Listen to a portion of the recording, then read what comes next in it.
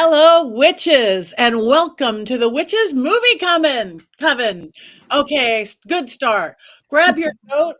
I grabbed my fish because we have a very special episode today. Oh, we're getting repeats. I love this. It's going to be a show of technical difficulties. This makes me so happy. It's not just me. Hello, witches, and welcome to the Witches Movie Coven. Do you hearing that twice? Good start. Grab your coat. Yep. Oh, my fish. Somebody's watching the YouTube channel and did not pause it. I love this. Who has the YouTube channel on? I have it on silent. Not me. Not me. Not I said the dog. I have it on, but mine's muted. Not I said the witch. Oh, all right. Should we start over? Can we know? Deja vu. Bum, bum, bum. Hello, witches. Welcome to the Witches Movie Coven. It is Wednesday. It is the day that witches talk about witches in movies. I am Patty Negri. I am one of your hosts. Let me pass it on to my beautiful co-host, starting with the lovely, lovely Heather Greene. Hi, I am Heather Greene, and I am the author of Lights, Camera, Witchcraft, a critical history of witches in American film and television. And yes, of course, this movie is in my book.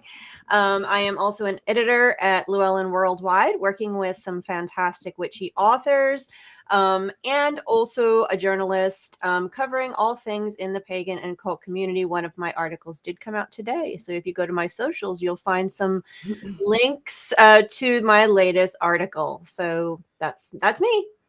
Thank you. Jason. I'm Jason Mankey. I am also a Llewellyn person, having written 10 books for Llewellyn. Alas, Heather is not my editor. My latest book is this, High Priest, a biography of Raymond Buckland. Little known fact that is not true. Raymond Buckland was an advisor for this film. What? Little known fact that is not true. Raymond Buckland was an advisor for this film. I was listening. So moving on to Courtney. That's me. My ears are not on. Maybe it was me having all that reverb. I don't know. Anyway, I'm Courtney Buckley, Ghostbait on Scared and Alone.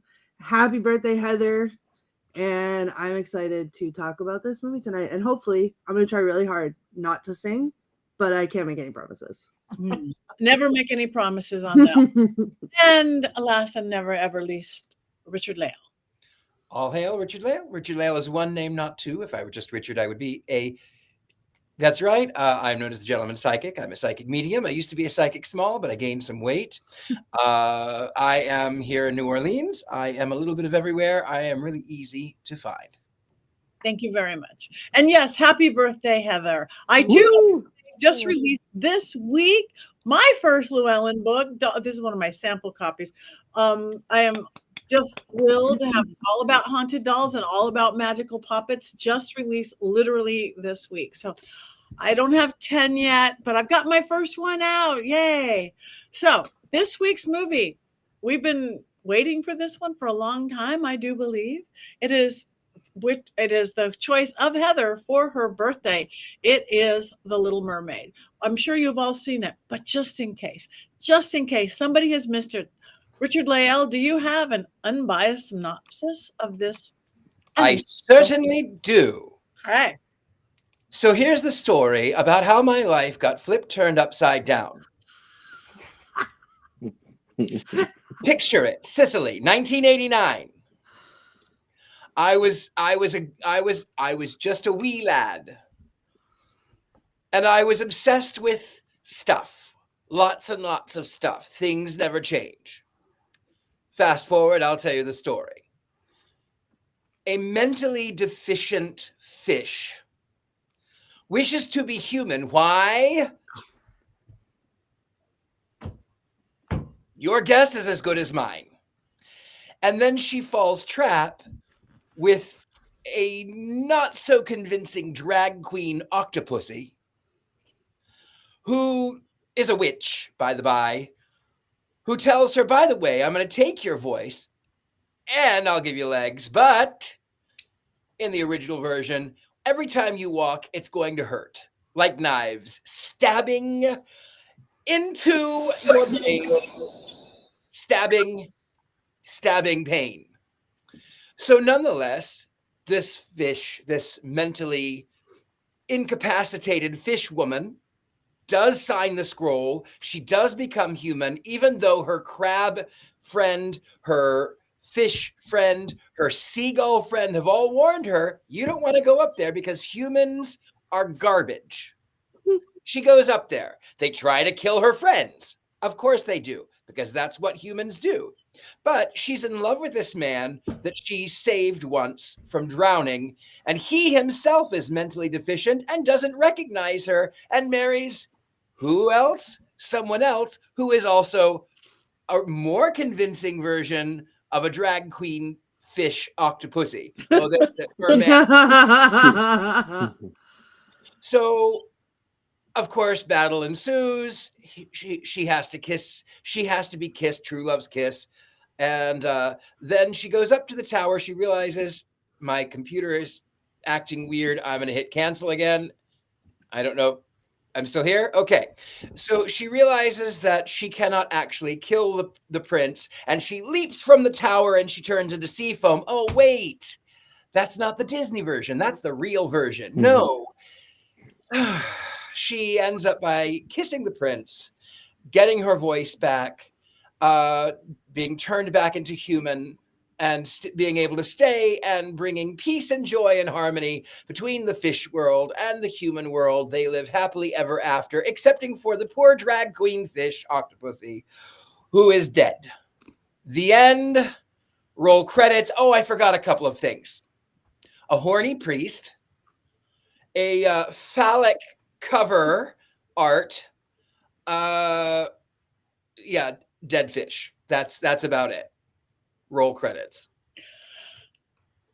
Thank you. Now that we have the complete plot line of everything, we'd like to turn this over to Miss Heather. We know this is in your amazing book about these such things. Take it from here. Is there 5 things we do need to know? Yeah, absolutely. So I'm going to warn you, before I did my witch book, I spent most of my witch book. You figure it out. And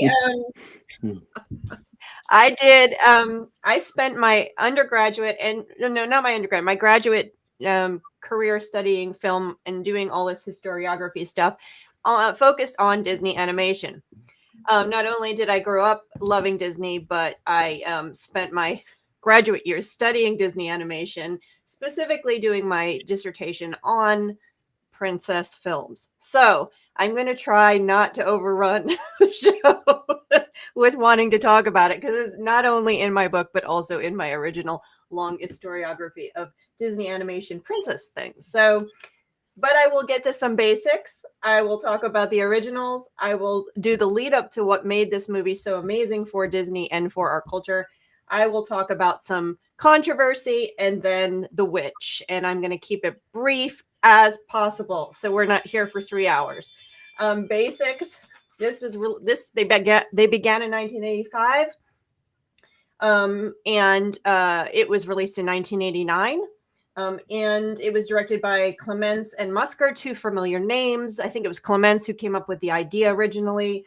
Then they hired Ashman and Menken, 2 very well-known Broadway folks, lyricist and music writer, to do the music. They wrote Little Shop of Horrors, if you aren't familiar with their names.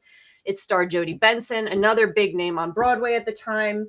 And they chose to pick a few. They had well-known actors. This was one of the first times they really started doing this. They started up in the game. Buddy Hackett, Samuel E. Wright was Sebastian. He was well-known. His voice was very well-known at the time. Those are just examples. Disney stepped up his game, pulling in famous names known from outside in one capacity or the other. We haven't gotten to that yet. Oh boy, do I have stuff to talk about. I'm not there yet. So that's the basics. Now, the origins, as Richard-Lael has mentioned, is an 1837 tale by Hans Christian Andersen called The Little Mermaid. I'm not going to pronounce it in its original language because I can't. But it had another origin. So after that, we can talk about fairy tales and all that, and whether we like which version better, what the problems are with both. But that's the origin of this. It's not exact, as Richard-Lael says, but it is one of the closer ones that Disney has done, but it's not exact. The other origin of this is Walt Disney himself, who wanted to produce The Little Mermaid back in the 30s. He had actually gotten concept drawings done, watercolors that were used. They were inspiration for Fantasia, but they were also going to be inspiration for this movie he was going to do on The Little Mermaid. It never transpired. When they started working on this movie in 1985, 86, and they were doing the research, they came across those watercolors. I'm not sure if we have one of those available to put up. They're different. They're not exact. They don't. Ooh. There's one. Well, yes, Wow. yeah, they're really cool watercolors. But they were not. They were done by Kay Nielsen, who died in 1957. So he was an old timer from that period, and he obviously, and the movie never got made. So here we are in the 1980s. They discovered, Disney wanted to do it too. So they felt like they were really hearkening back to Disney's ideas, not only because they were bringing us back to the origins of the princess story that made Disney famous in animation from the beginning, or made them famous in terms of animated films. They had him, they had his backing because he wanted to do this. So it really felt good to them, they said. Number 3, why was this so big? So after Disney died, the company was kind of in flux for a lot of years. We've talked about some of the movies that were made in the 70s and even into the 80s were not so good. Exactly, Jason. Some of them, we like some of them, but they don't have the power. We do. The Rescuers I was a big fan of the I Rescuers. like the Rescuers, and there's a naked scene in that one too. Yes, there is. I saw that in the drive-in. I always forget about the Rescuers. Right. There are a lot of beloved. I mean, we talked about Black Cauldron, one of the biggest disasters Disney. What happened was in the early 80s, briefly, the company was finally had new management. It was Eisner and Katzenberg, and they had a new idea for the Disney company. It was becoming more corporate, more focused. They had new, fresh ideas. So they got rid of the rest of the stuff throughout the 80s. This became the project. This was the relaunch of Disney animation, feature animation, hearkening back to the cultural power it had years ago. And it not only brought in, like I said, Disney himself wanted to do this story, but it also brought in music back in the same way as the early, much stronger. It brought in the Disney princess scenario. This is a formula that worked and worked and worked. For the most part, they brought it back. And here you go. You have The Little Mermaid. And it hit. It was hugely popular. It revived Disney animation. Katzenberg was in charge at this time of Disney animation. So that's sort of the Reader's Digest version of how this panned out. So the controversy, we already saw an image. So that's not the controversy. There's the controversy. I have my own copy right here, and I've got the real story behind what actually happened. So basically, when the movie came out, there was a movie version of this. Okay, this is the tape. So there was yes, it has a tape in it. Anyone ever seen it? Remember these guys? Be Kind or Lie? Whoa. I know, right? Blast from the past, man. So the actual theatrical poster had a similar picture, not exactly this one, but it did have the castle. It was done. If you look at it, it's different. There's more detail added to it. It's a lot different. So the guy tells the story. I think his name was Bill Morrison, I believe is his name. He did that cover work. It was contracted. It was not a Disney employee that did it. They loved the cover. Then the people that were getting ready to do the VHS release wanted to use a similar cover. They loved it. So they had the guy do it, but they had to do it rush. It took them a really long time, and they didn't have that much time to actually create this piece of art. So he did it overnight, pretty much worked through the evening. This is what the story he tells. He worked through the night, worked through the evening, worked through the morning hours, and sent it off. There's not as much detail in it. It was rush job. And it was sent out. Disney had no problem with it. Everybody approved it. it got put onto the VHS cassettes. And then some woman or some man in Arizona freaked out when they saw it and said it was pornographic. Look closely so you can see. They said it was pornographic and inappropriate, and they made a whole big issue out of it. Stores were covering them in paper bags. Eventually, of course, Disney pulled it from the shelves and redid the cover totally. Looks to nothing like this. And they supposedly were going to fire the person who created this because there was all kinds of speculation. Was it on purpose? Was it a satanic? Of course, a satanic panic. Was it a Satanist that did it?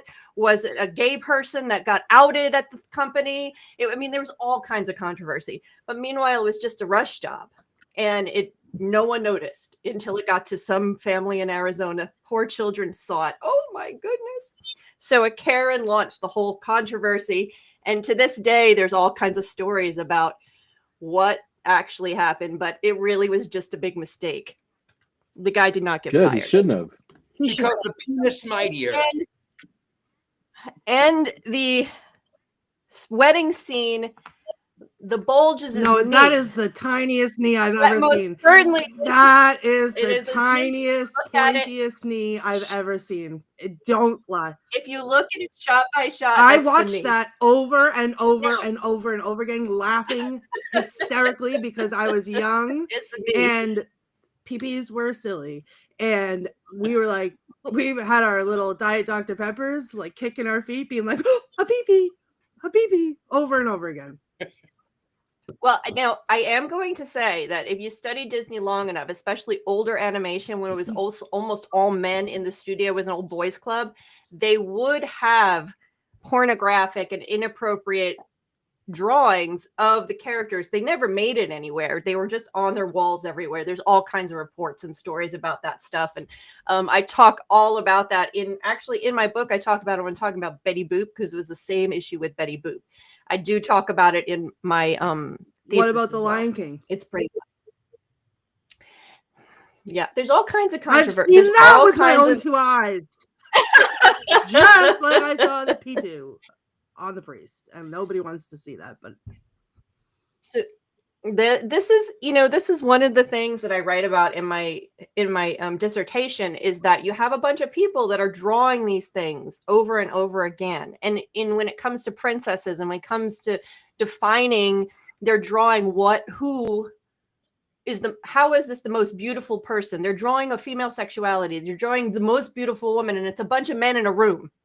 And that is a really important point. That's actually what studying that kind of concept is what started my dissertation. So there's so much we could talk about with this, Courtney. There's all kinds of places to go. I actually have a book on it. I have a book on it, actually. So yeah, that's a different show. But anyway. That is a weird looking knee. That is just a weird. It's a knee. The city I can buy, but not that knee, right? Because that's not a knee. That's a knob. I mean, that's different. The prince was hot. Someone made that up. Someone said on here, the prince was hot. So, I was only a wee lad when the film came out, and I was in lust with Eric. So I can understand why the priest would be a little happy to see him. Mm-hmm. I missed that. Well, before we get, I missed that completely. Dirty Minds, I think you guys have. No, Patty. No, this is all over the place, I swear Patty. to God, it was center frame for like a good few seconds, and it went whoop. It was not his knee. And it was center frame. Again? Do we have a clip? Oh my God, I guess I have to watch it again because it was really clear. The priest breaks into a song called "Pitch in a Tent" while it's happening. It's not even subtle. Sure did. That's where I learned about pitching a tent, was from The Little Mermaid. I was indoctrinated by The Little Mermaid. See? Whoa, that's not it arose. It arose while he was standing there. He wasn't moving. That's not a knee. That's not a knee. No, it's a penis. It was a poor choice by if it was supposed to be a knee, it was very poor choice. There's no pointy knees like that. Let me jump to number 5 because that's one of the reasons we are all here is witchcraft. And so the Disney changed a lot of things about the formula when they got here. A lot of it was the same, but they changed a whole lot of it. You know, obviously Ariel is more busty, more sexy, and more she's stronger, more determined than any of the princesses before. But the witch, Ursula, she is probably one of the most memorable witches of all the Disney witches. And she is absolutely fascinating. In so many ways, she is very much the same. She does not exist in the original story. There is a sea witch, but she's not as strong. That's not the point. It was the fight between her and the world. Ursula is the same, similar colors to her predecessors, was definitely based on them in many ways. But at the same time, she takes a completely radical turn. And I talk about that in my book. And you can, if you bear with me, I'll read a paragraph from that because it's really, really hits the point strong. As it's suggested by Richard-Lael, she was designed after divine on purpose. That is who she's supposed to be. She is supposed to be designed after a drag queen. Ursula is different because Ursula is not trying to harm the princess. She's using the princess so she can control the world. So she can dominate the sea world. She wants to get rid of Triton. She wants to be the supreme leader of everything. That is it. She's not doing it because someone wronged her or whatever. She is just wants to be in control. And in witch films, that's usually a male witch's role, not female witches. Female witches usually want to have extreme beauty, have control over a man, have control over younger women. They don't want to control the world. That's not typical. So she bends gender roles in ways that no other witch does. She has agency that no other witch does. She's completely different. And that makes her extraordinary. And that's one of the reasons people love her so much. So I'm going to just pick this paragraph out real quick and then I'll shut up. Ursula exists as the foremost evil for the conservative establishment. She is an empowered female character, embracing a gender construction often seen as aberrant. She uses feminine sexual power as allowed in conventional gender play against the patriarchy in order to bring it down. She is the bad mother, the monstrous feminine packaged in a non-traditional gender expression. As a result, Ursula is ultimately doomed, dying violently, impaled by a ship's mast as a symbolic giant phallus. Getting back to our subject. It's true. That's how she dies. Eric drives the ship's mast right into her belly. Wow. Real. So the patriarchy wins in the end. Of course, Disney goes back to its normal stuff. The fairy tale narrative is realized. The young woman, now aware of her sexuality and power, is safely contained by a prince husband, becoming part of his world. Disney once again created a traditional cinematic story that fits neatly into contemporary America of the 1980s. So they used this piece that was very well known then. I mean, divine and all of that stuff. And they created something that was a little bit more progressive in representation. But then they tied it all up, stuck her in the belly, and here we all back happily ever after. So I love that paragraph because it really, really is. She's so powerful, and it really, really have to study her more. So that's it. I'll be quiet. Don't be quiet. She's Don't great. be quiet. Ursula is great. She is. Those poor unfortunate souls. I'm trying not to sing so hard, Richard-Lael. I was the same thing. And do I help them? She was nasty. Yes, I do. She wasn't kidding when they called her a witch. And you know what? I will say, Disney, I know. Disney, I know. But I will say, oftentimes I'll say, you've got your looks, your pretty face, and don't underestimate the importance of body. The men out there don't like a lot of chatter. I will oftentimes just use the portion of the body language, and some of these younger people go, I'm like, it's the Little Mermaid, 1989. Are you kidding me? Right. She's so fabulous. She's fabulous. Okay, who wants to go next?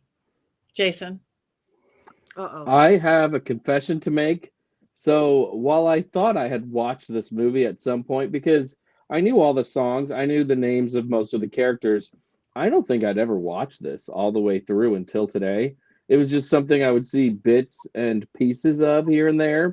And I know that everyone credits this as the Disney revival in animation, but I was surprised at how much it still looked like a lot of the 80s and 70s films.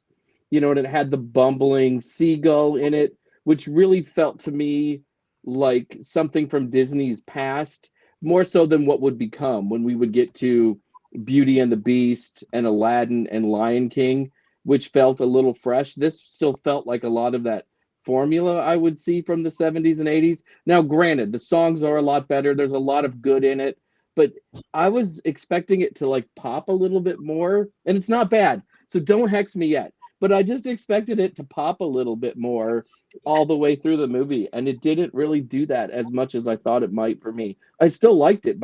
It's better than Oliver and Company and The Great Mouse Detective and all that. But I don't think it's as good as some of those later movies that would come after. Thank you.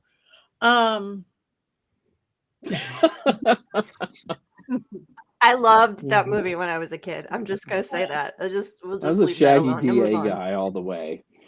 Is that Aaron Goodwin? It says I have a question. Okay, go, Aaron. Are you Aaron? You're a different. I don't know. Don't know. I can't. So, Aaron, ask your question in the comments. We'll listen. Or we'll hex you, or we'll answer it. It'll be one of the two. Together. All right. I probably had never seen it either, because don't hex me. I've never been a big animated person, but I did like it, and I do have an issue though. I think I need to be a spokesperson for animated violence. I don't like it. It's weird because I'm the person who's never seen Bambi, never will, because I know that's not good. I'm that person. I'm the person who can't see cruelty to animals of any kind. And I'm not, I like horror, but I like spooky horror, not slasher horror. But it seems that now that I'm getting used to animated with all you guys, cartoons animated are meaner than real people. Bump, bump, bump, hit, hit, hit. I was worried about the fish getting stuck in the portal. It's like, the shark is coming, and now you're going to hurt the shark. I'm sitting here, more than I ever realized. I mean, I realized, I'm nuts on such things, but for children, I think there's too much animated violence. Am I weird? I think I'm weird. But I mean, Marge Simpson would agree. She did this whole thing. Well, you know what?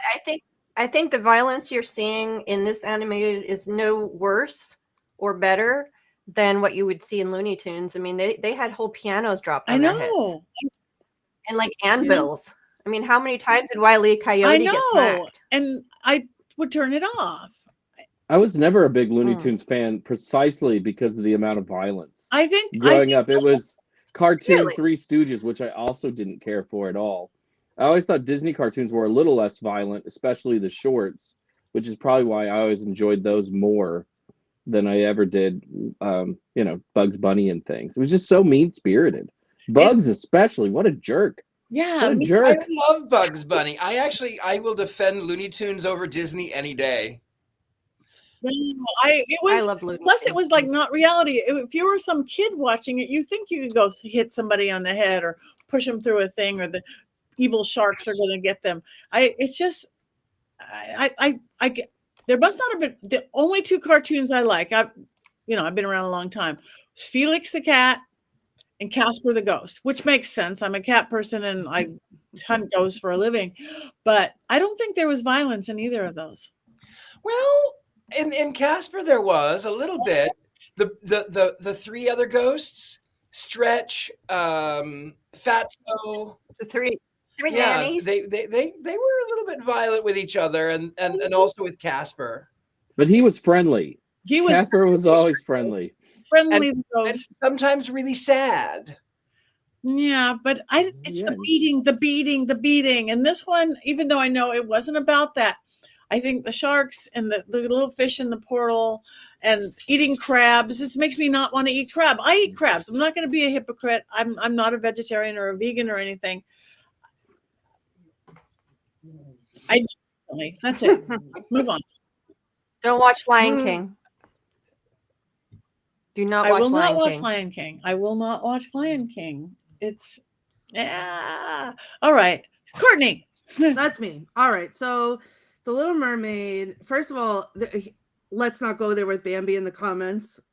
I'm going to go there for a second because Bambi was the first movie I ever saw in a movie theater. And I was a teeny tiny baby. And I stood up and I screamed, his mom's dead. And then I wasn't allowed to go to the movies for a while. But as another youngin, as another small child, during times of family gatherings, I loved The Little Mermaid so much that I knew all the words to all the songs, and I had this little toy cash register, and it had a little blue microphone to call people to clean up on aisle 6. And I would take the little blue microphone, and I would gather all of the adults, and I would make them stand in a circle around me, and God knows they did it. And I would belt Part of Your World at the top of my lungs at like 4 years old. And that was it. That was just my whole identity for a very long time. So I loved When we it. do Witches Movie Coven live, Courtney will be performing this. Yeah. And we will stand in a circle around her. She will. I was doing it earlier, and I had all the Black Phillips in a pentagram around me. The best part is when she does it Perfect. live, we're going to get her a little blue microphone from the little cash register, and she can sing it from one of those. Somewhere in the depths of somewhere, there is a VHS tape with a recording on it of me doing that. Anyway, then fast forward to my teenage years. I already talked about that. Not even teenage, like middle school, when my friend and I after school would drink Diet Dr. Peppers, and we'd watch movies, and we heard about the scandal of the priest in The Little Mermaid, and we would watch it over and over and over again and be like, there it goes, right? So excited. Now as an adult, there he is, loud and proud. Happy Pride Month to that priest. Anyway.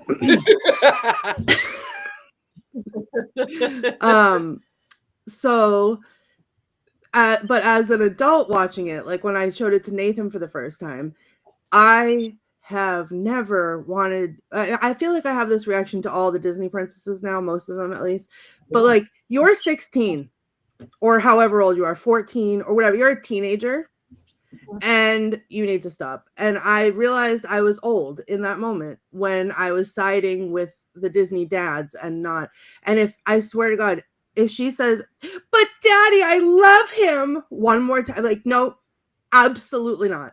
This is just as bad as Beauty and the Beast, aka Stockholm Syndrome, the musical. You don't love him. You met him for 4 seconds, just like Snow White when he leaned over the well next to you and sang for 4 seconds. He's not your true love. And the majority of this movie that could have been avoided had someone handed her a piece of paper. And don't tell me she couldn't write because she signed her own name. So she knows the alphabet. Okay. So she could have written down anything. She could have made any kind of emotion, any kind of anything, whatever. I know, but it's ridiculous. And it makes me crazy because also go back to the ocean. Your father's right. So I have a love-hate relationship with this movie. Your criticisms are valid, Courtney. I know. They're completely valid. I must say I did like the music and I did like the score itself. I mean, it was a quality, beautiful film. I agree wholeheartedly on that. But also, having said all that, I love this movie.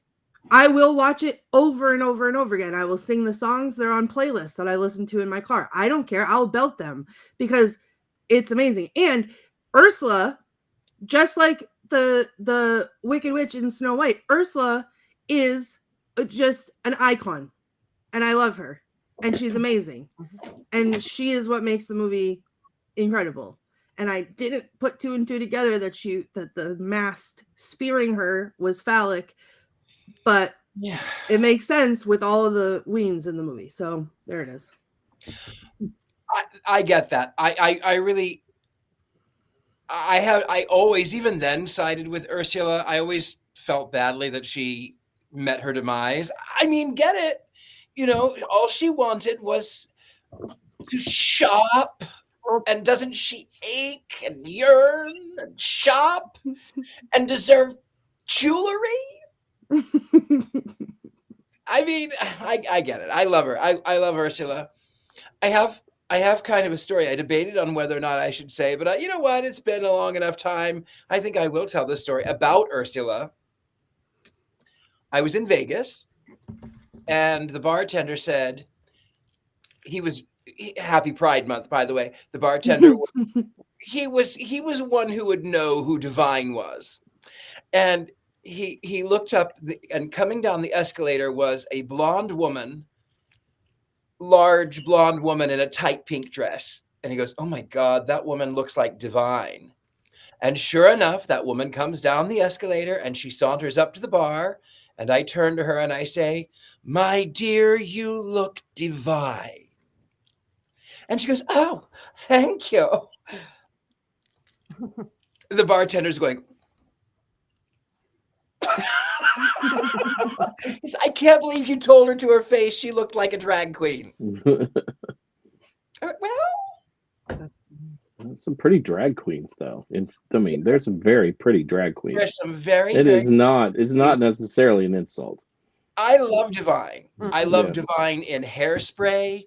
I love Divine in Pink Flamingo. I love Divine. There's nothing not to love about her. Did she ever sue them for this? There you go. No, it was on purpose. I think she was part of it. So she got compensated for... I don't remember, but there was no suit. I mean, they didn't just do it just for she was somehow connected, and I just don't remember how.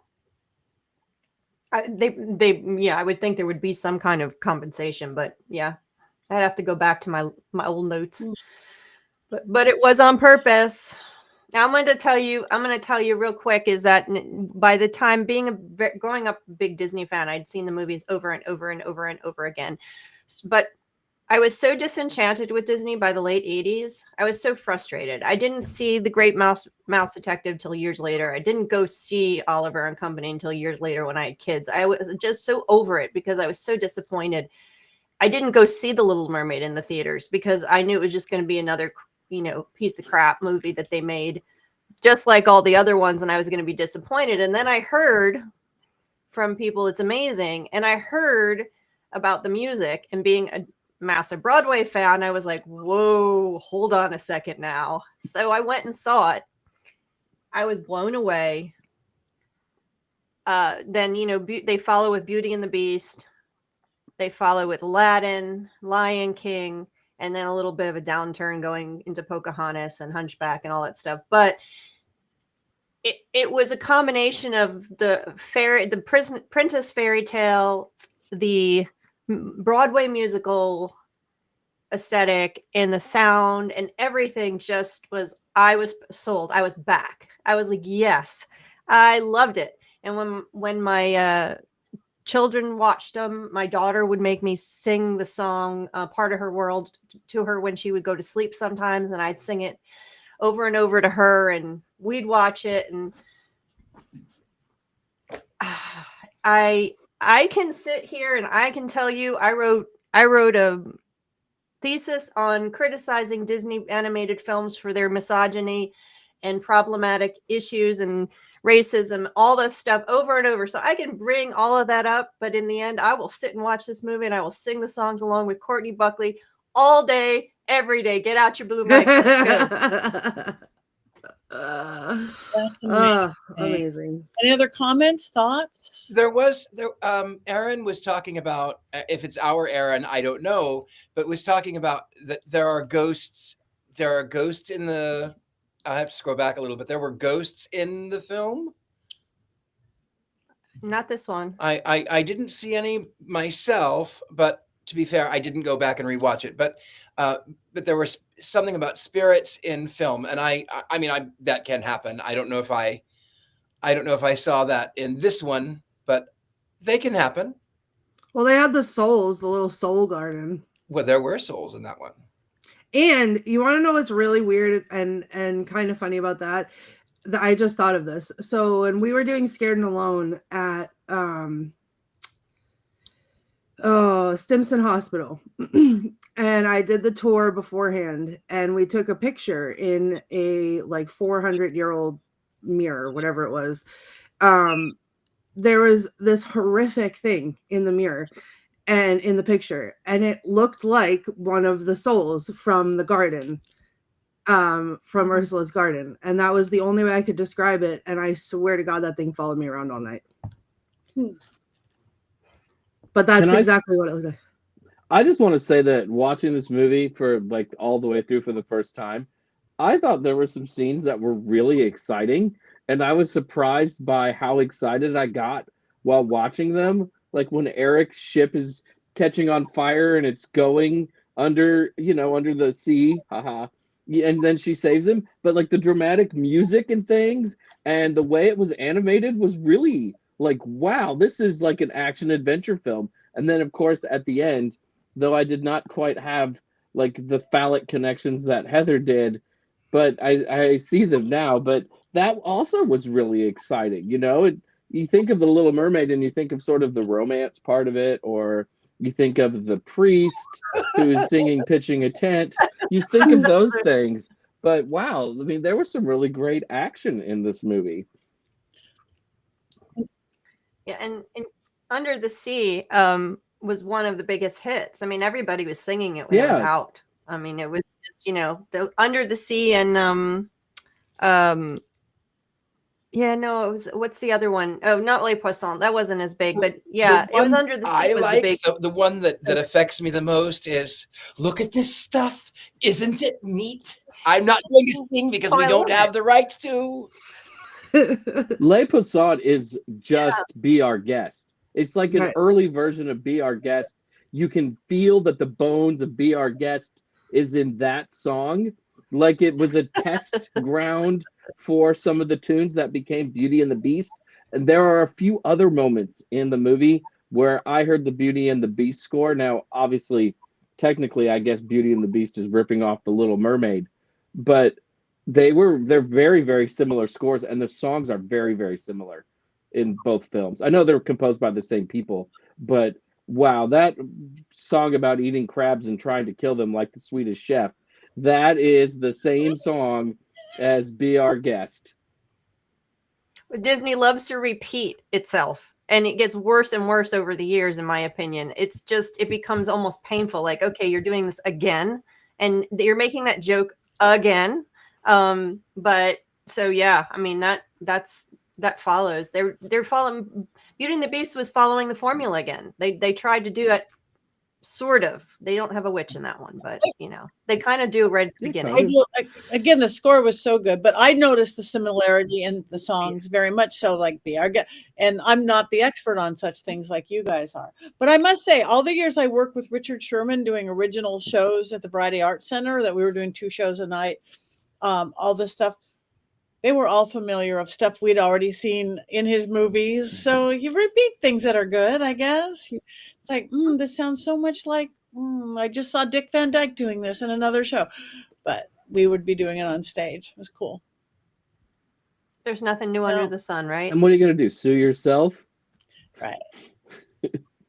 Oh, I'm plagiarizing myself. Who cares? I think Belle does want to sing. Oh my God. Oh. Now I don't want to ever again.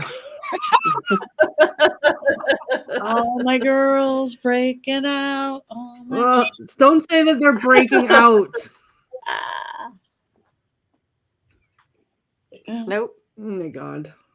Oh, I wish we could sing now. I do. Yeah, me too. Can we just sing after when we're not live Well, anymore? We Just to get could, it up. and we could also sing happy birthday because it's Heather's birthday. No, Like, we're terrible at that. We're Because so bad that at that. always No. works really well. Please no. I think we have a No. clip of that from the last time we did it. No, Oh, we, we we should don't. We have a don't. church I'm that we sure we sang the don't. last time it was your birthday. I'm good. I'm good.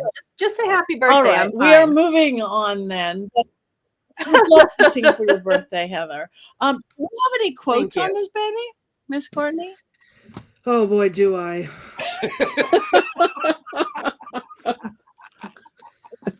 All right, hold on. Don't get too excited. No. My favorite quote of the whole movie is when they're gonna sing Kiss the Girl, which also, like, please, that is so the grape word. Okay, I don't like it. But anyway, before they're doing it, and when they're in the little boat, Scuttle says, okay, all right, this calls for a little vocal romantic stimulation. Stand back. And he goes, wah, wah, wah. And it makes me laugh. And then It's very Prince Eric funny. says, wow, someone should find that poor animal and put it out of its misery. Then most of my quotes are about Scuttle because he's my favorite, but he's talking about the pipe, I think is the pipe, that was what he's saying. But now the Snarfblat dates back to prehistoric times when humans would sit around and stare at each other all day. Got very boring, so they invented the Snarfblat to make fine music. Allow me. And then he blows in the pipe, and then seaweed pops out. I so want you to do a Buddy Hackett accent. I'm not doing it. Sebastian says, Ariel, listen to me. The human world is a mess. Life under the sea is better than anything they got up there. And man, isn't that the truth? And then Sebastian's little mental breakdown after Ariel's a human, and he says, just look at her on human legs. My nerves are shot. This is a catastrophe. What would her father say? I'll tell you what her father'd say. He'd say he's going to kill himself a crab. That's what her father'd say.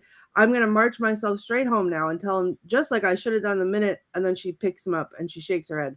And don't you shake your head at me, young lady. Maybe there's still time. If we could get that witch to give you back your voice, you could go home with all the normal fish and just be miserable for the rest of your life. All right, I'll try to help you find that prince. Boy, what a soft shell I'm turning out to be. And then he says, teenagers, they think they know everything. You give them an inch, they swim all over you. And then I thought this was a fun little inclusion.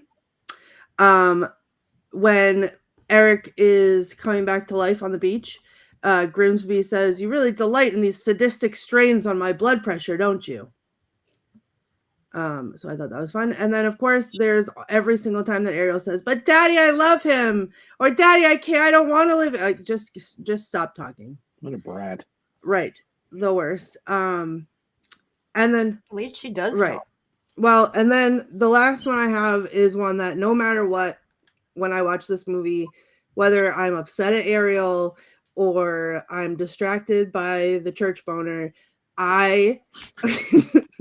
this exchange almost brings me to tears, and sometimes does. And it's at the very end when King Triton is talking to Sebastian, and he says, she really does love him, doesn't she, Sebastian? And Sebastian says, well, it's like I always say, Your Majesty, children got to be free to lead their own lives. And Triton says, you always say that? Then I guess there's just one problem left. And Sebastian says, and what's that, Your Majesty? And King Triton says, how much I'm going to miss her. Oh, I mean, they can always just meet, right? She just takes a boat out. He kind of swims up. They hang out. I mean, fish food in the water. yeah. Scuba dive. Scuba Right. dive. She can come out for a little bit before she has to go back in. Yeah, I didn't understand why she had to leave everything behind. And the humans now Because know all Disney is about misogynistic. the mermaid stuff, right? I mean, they get married and all the mermaids are there, like waving hello. Yeah, maybe they could open up some trade routes or something between the two kingdoms. Perhaps. Thank you. Thank you, Courtney. That was beautiful and heartfelt. You're welcome. Jason, Mr. Mankey, do we have a Oh God. made movie moment? We have something tonight, that's for sure. It had been 12 long years since Ariel's rash decision. In her head, she heard a sarcastic laugh. I was in love, she smirked, in love with a man she had known for all of 4 days. And Eric had not been much older. They had married as children. Truly engaged parents would have waved at least a few warning flags at the couple. Ariel clapped her hands and shouted, more wine, at her servants. It was a refrain the servants were quite used to. The now queen consumed 3 or 4 bottles a day. It was one of the few things that numbed the pain she felt inside. Handed a fresh glass, Ariel sloshed the liquid around before taking a long sip. Wine was one of the advantages to living as a human, she thought, maybe the only one. Living under the sea, sobriety was practically dictated by circumstance. It was near impossible to drink anything but salt water in the depths of the ocean. At least Eric wasn't around today to disrupt her drinking. She knew that her husband probably loved her in some sort of way, but he also loved gambling and his mistresses. Both of Eric's hobbies had destabilized their small country's finances. At least his interest in other women kept him out of the castle, giving Ariel time to herself. After their wedding, the now queen had come to find out that Eric routinely fell in love with women on a whim, and he had a certain type too. The woman before Ariel had been a red-haired siren with webbed toes, and the one before that had hailed from the fairy kingdom and sported a lovely set of wings. And post-marriage, Eric often asked if Ariel might be able to turn her legs back into a tail. He had a type. Ariel liked to think of Eric's conquests both before and after her as women, but she really knew that most of them were girls. Eric felt like anyone over the age of 24 was ready for the retirement home. Ariel set her wine down and picked up a crab cake. Delicious, she thought, as she savored the crab's flaky flesh. Just after wine, fresh seafood had become Ariel's favorite indulgence as a human. Her father, King Triton, had always harped on her that the sea creatures are our subjects too, and had legislated a strict vegetarian diet consisting solely of seaweed. Had she stayed a mermaid, she would have gotten rid of her father's silly rules and traded her fish citizens for barrels of wine. The sea had lots of dopey little angelfish. No one would miss those annoying flounders. How to drink the wine? She knew she would have figured it out. She took another bite of her crab cake. She bit in with extra relish. Deep down, she was hopeful that her next meal of crab was that ridiculous Sebastian. As an advisor to her father, maybe he should have cautioned her about the life she was about to lead. Be a human, fall in love with a womanizer, give birth to 3 bratty kids, and have nothing in common with anyone else around you. At least Triton would have eventually died, freeing her from the grasp of her overprotective father. Now she just drank away her days, longing for something more meaningful than the pretty prison she found herself locked in. Of course, none of her former friends made her blood pressure race more than that ridiculous Scuttle. That lying sack of seagull dung had filled her young head with romantic notions of humans and was the reason for her predicament. At least her husband had been okay with her plan to exterminate all of what she called the rats of the air in their kingdom. When her servant served her Scuttle's head on a platter, it was one of her happiest days on the surface world. Servants, more wine, she yelled. There were 11 hours still left in the day, and she was far too sober this morning. Fanfic. I think we need a shirt of Scuttle's head on a platter. No comments. Just that. And a glass of wine next to it. Yeah. Well done, Jason. Well done, Jason. I like No hexes. quoted, this is why you have 10 books. Yes. Thank you. Thank you all. Yeah. Thank you. All right. Well, we have one more thing to do, and that's rate. We vote. We vote. Wands up, wands down. I'm going to use a fish because I can't find my mermaid. Oh God, Heather, no. Oh, Heather, no. Don't shake it. A Stop. pox upon our house. Why? Please. Why? Help, help. It's looking at me. I don't like it. It is looking at you, Courtney. No one else. No. It's looking at I you. don't like it. I've been using this now for several weeks, and you guys are just No, complaining I now. complain Heather every Greene is time. no longer our friend. She's creepy. It's Scuttle's head upon Ari a said platter. that she's That's- sure that you're still her friend, but you know. So I'm fish up, wand up, cheerleader, baton twirler, wand. Richard, these are very. It's my pen because she signs the pen. I can like it for parts of it, but I also hate it, so I don't know where to go. I don't know where to go. That's valid. Okay, that's valid. So what about everybody out there? Wands up. We got another in between from Christy. That's a great one. Wand's way up. Wand is up. Wand is up. Neutral for the art and music. I agree. Art and music. The priest's wand is up. Yeah, the priest gave it a ones up for sure from the get-go. I don't know how I missed that now. I don't know either. We didn't mention the redo that Disney did more recently and all its controversies. Maybe we'll add that to the list to do another time. I know someone was mentioning it earlier to do a comparison. Maybe we'll put that on for a future show to revisit Heather's that next and birthday. Woo! Okay. That That might sounds happen. good. So, all right. And what about next week as we're closing to the end of things? What film are we doing next week, Miss Heather? To catch Predator. a deadly spell. That doesn't sound right. All right, Chris Hansen. What? It's 1991. To cast a deadly spell. Sorry, not to cast to catch a deadly Wow. spell. That's a different That's movie. what happens every week on the Witches Movie Coven. The 1991 To Cast a Deadly Spell. I'm wondering if Patty and Jason want to talk about what they're going to be doing starting next week.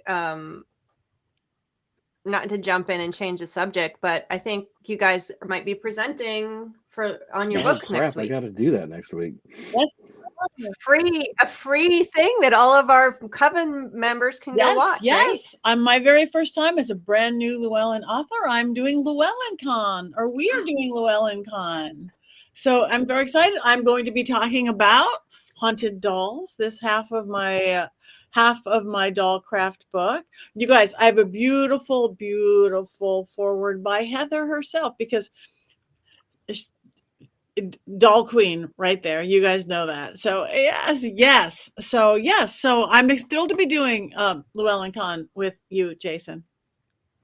Yes, I forgot. I'll be doing LlewelynCon on June 12th on my wife's birthday, ruining her birthday because now our walk to the beach has been canceled because I will be at LlewelynCon talking about early witchcraft. So it'll be great for everyone else, but less great for me because now I realize I'm in trouble. Oh no. So the whole day, I bet you could fit the beach and LlewelynCon. I hope so. Yes, I think you can. But I'm also going to one of my other friends' birthday parties that night because she originally was going to be out of town. So I'm failing in all facets as a husband. You can go to LlewelynCon, Llewellyn.com to find out the dates. It's from June. It's 10 days worth. Starts on the new moon, June 11th through the June 20th. I don't remember what date. Jason's the first day. I'll tell you what day I am. Let's hope it's the. I think you are. I think you're the 11th. The schedule's on the site. I think you're the last one on the first day. I don't remember what Patty is, but it's free. And there's 4 people a day, and you can catch them and a couple people who have also guested on our show. So sweet, it's not my wife's birthday. I will remain married. Will remain married. Woo! Will remain married. LlewelynCon. Oh, I'm doing it on the 14th. On the 14th at 11 a.m. 1 p.m. Central Time. Yeah, 11 a.m. Pacific, 1 o'clock Central, 2 o'clock Eastern on the 14th. Is that the same day you're doing, Jason? I will be on June 11th at 4 o'clock Eastern Time, 1 o'clock Pacific. So, yay. So you can go to the beach on the 14th. so I can go to the beach on the next day with my wife and remain married. This is going to work out just fine. Thank you, Llewellyn. I'm sorry for the bad things I said about you earlier in the show. All right. Well, it is that time. Anybody in Southern California, go to Pacific Coast Paracon this weekend. I will be doing there. I will be having my new books there, Dollcraft, my old book, doing a seance, doing ghost hunts. Look up PacificCoastParacon.com. Anybody else got anything coming up? I will be. Jason? Mystic South. No, go Sorry, ahead. Jason. Go ahead, Heather. No, Mystic South, mid-July. Come on, join I'll us. be at the Eight Winds Druid Festival just outside of Sacramento, California this weekend. And then June 21st, I will be at the Buckland Museum of Witchcraft in Cleveland, Ohio, celebrating the release of the Raymond Buckland biography. And June 27th at Crazy Wisdom Bookstore in Ann Arbor, Michigan. Yay. So come see all of us, follow all of us, like all of us, hang out with us on social media. We're nice people all the rest of the week, I promise. Yeah. So we have one more. Yes, Jason, you have your hand up. No. I'm just ready to cackle. I'm excited. You ready to go? Okay, 1, Yeah. 2, 3. Here we go. Sorry.